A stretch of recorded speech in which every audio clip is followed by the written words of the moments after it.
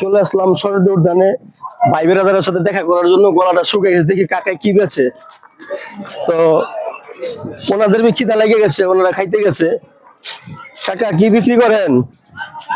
এই কাকা হারান বয়ে রয়েছেন কি? আপনার উঠে যাচ্ছি উঠে বহেন কেন? কি কি কারণে? কি সমস্যা কাকা?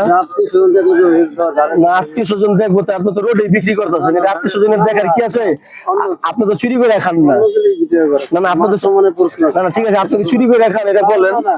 আপনি বলেন যে আপনি বলেন যে আপনি চুরি করে খান। এটা কি বিক্রি করতেছেন আমার এটা বলবেন না?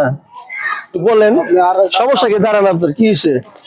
এই যে কাকা যে পাপড় ব্যস্ত আছে, কাকার কি শরম?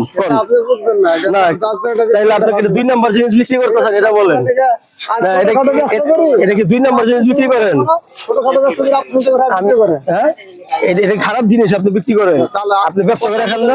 আমি কথা বুঝছি তো। আপনি আপনি তো ব্যবসা করে খান, চুরি করে খান না। বুঝলেন না, আমি করি ছোটখাটো ব্যবসা করি। কি হয়েছে?